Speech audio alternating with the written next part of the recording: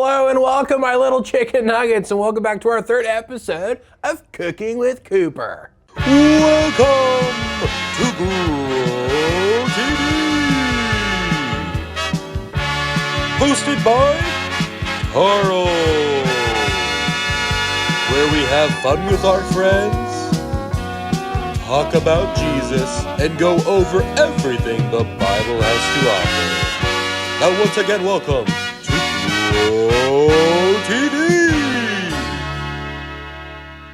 Well, good news, folks. Over the past couple weeks, we now have over 2,000 subscribers on my new cooking channel. Isn't that exciting? So, in honor of this special occasion, I wanted to create a very special treat for you guys. Want to know what it is? Are you ready? Drum roll. A rando sando, aka a random sandwich.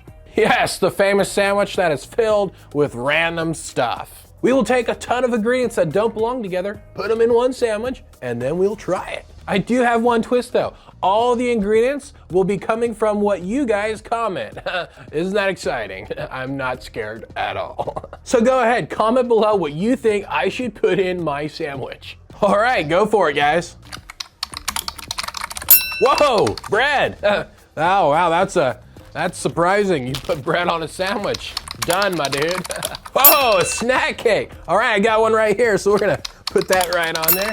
Ketchup. Oh, all right, if you say so. I guess I have to listen to you. Oh man, that's gnarly.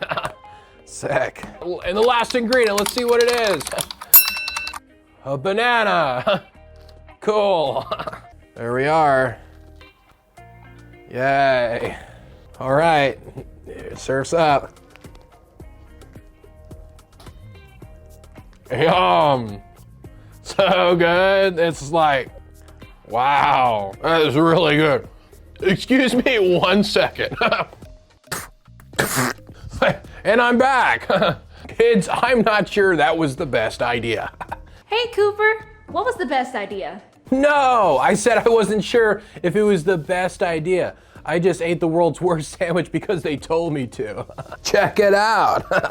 Oh, that looks gross. Why did you listen to them if you knew it would make you sick? I have to listen. Isn't that step number 3 in your super duper recipe book? Well, not entirely. Can you read it again? Fine, I'll read it again if it makes you feel better. See, here, step 3, here, listen. Listen to who?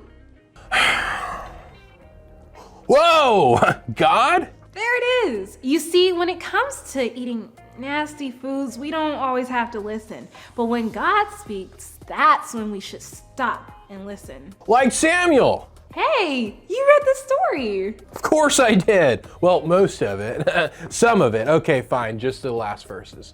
Oh, well, let's talk about the beginning then. You remember last week when Hannah prayed to God for a baby? Yeah, who could forget? It was a wonderful story about how we need to talk to God. Right. Well, Hannah had her baby boy and she named him Samuel. Samuel grew up in the temple and was taught by Eli the priest. And one night Samuel woke up to his name being called. Oh, Samuel is in trouble, my dudes. Samuel ran into Eli's room and said, "Here I am, you called me." Eli was confused because he didn't call Samuel. Eli sent him back to bed, but this happened 2 more times. What in the world? Who is calling Samuel? Well, that's what Eli and Samuel were both wondering.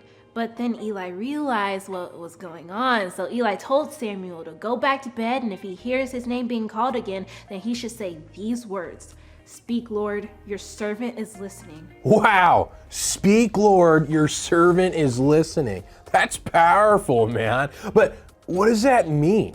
Don't you see?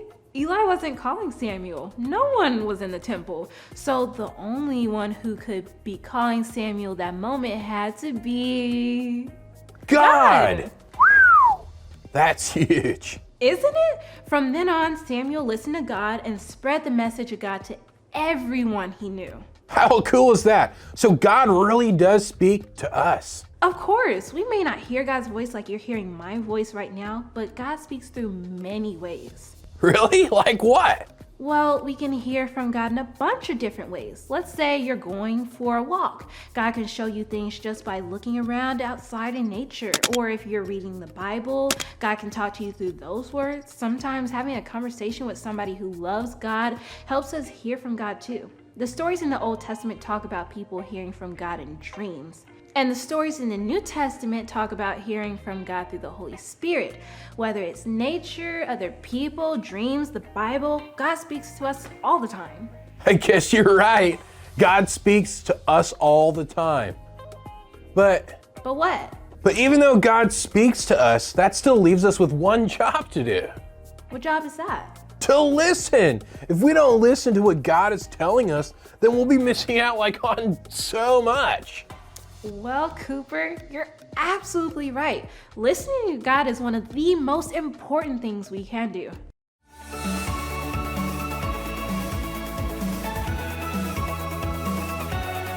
Well, you heard it, kids. Our big idea is step 3, listen to God. So on the count of 3, let's say it together. Are you ready?